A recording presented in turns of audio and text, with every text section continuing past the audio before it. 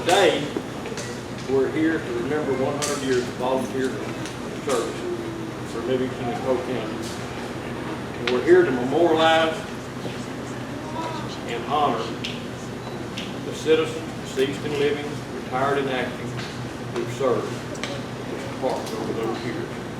Prior to 1915, there was no organized fire department. The only thing they had was bucket brigade. Citizens would just get together the best they could and do the best they could.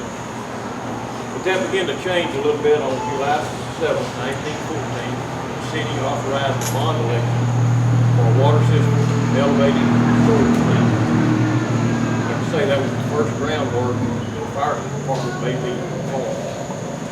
Then on August 24th, that election came to pass, and the election passed. It was approved. The water system was in the works.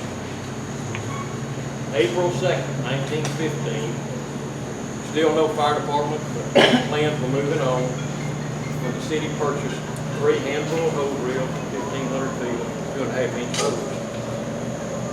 April 30th, 1915, the first fire hydrant was purchased, and the direction by the council for the construction of 3 hose reel houses.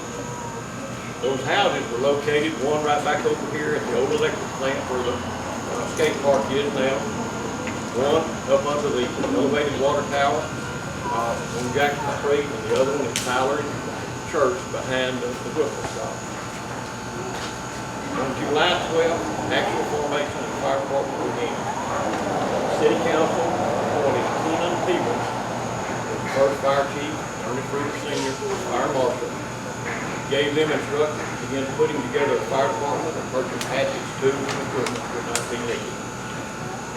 Then on August 23rd, 1915, August 23rd, 1915, a special call meeting of the city council to attend to other businesses, but at that same meeting, the council turned over full control of the hose reels and equipment to chief people. Again, I repeat, August 23rd, 1915, the Livingston Volunteer Fire Department was officially born. 100 years ago today, 1 century. So let me thank those volunteers who have served over all that period of time, up to this group you see right here, that have served. So I think all of them, those that are watching from above and these, let's give them a big hand.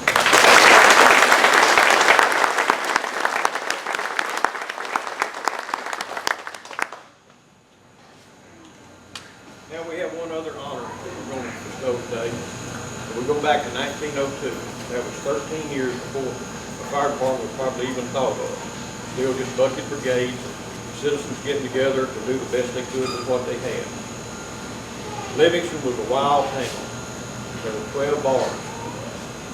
On Saturday night on payday, there were brawls, fights, and sometimes deaths.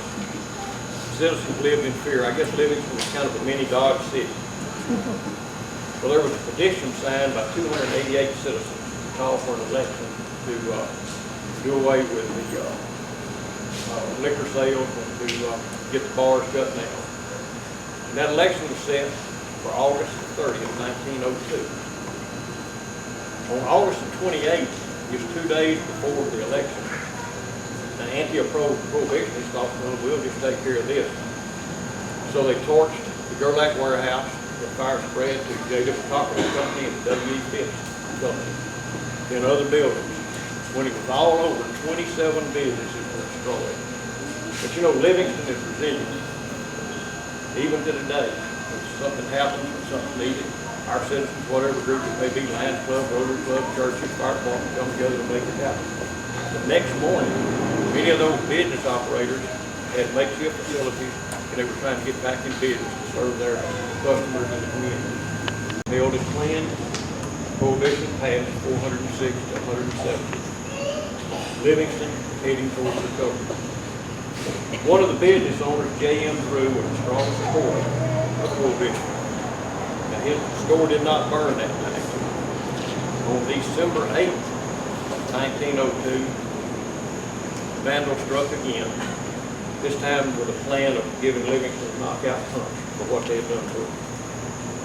They rolled a burning barrel of tar and straw under Mr. Drew's stove. Once the fire was noticed, hollering and pistol shots rang out. That was the way in those days to send out some kind of alarm of distress. The citizens began to respond. Well, that evening there were several young men sitting over at the Old Keys Hotel, and they heard this commotion. It started in that direction. One of these was a 25-year-old young man, Mac Zimmerman, who just happened to be in town. Mac took it upon himself to go under the stove, put the fire out, and roll that barrel out.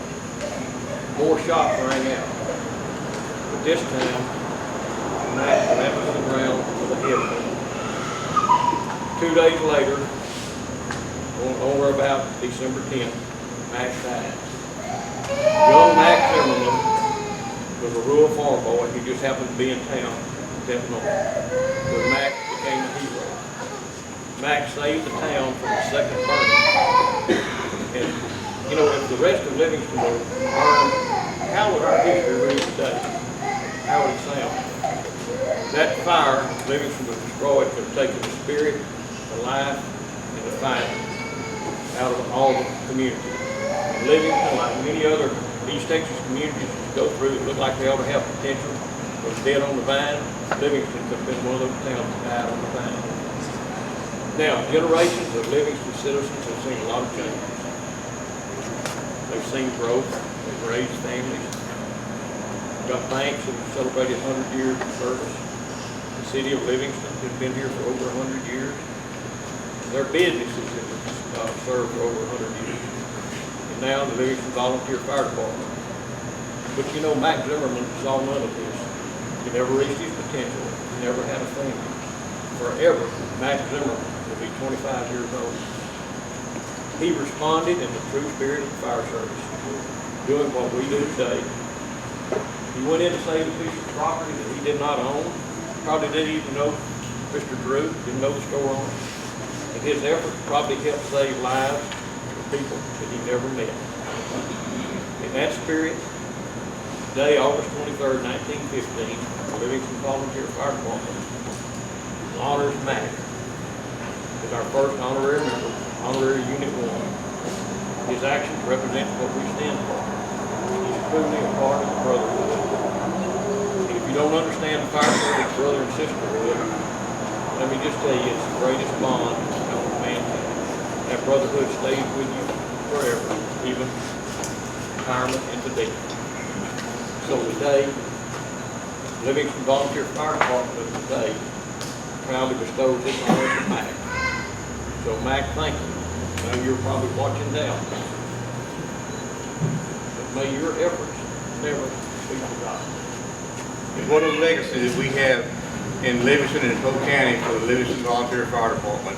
And so much thanks and appreciation to those that served before us, and thanks to all these men that are giving of their time right now and the ability they have to train the younger people to come up in their footsteps. But thank you, Corky, and thanks to all the Livingston Fire Department members for all you've done for our community. We appreciate it. Order!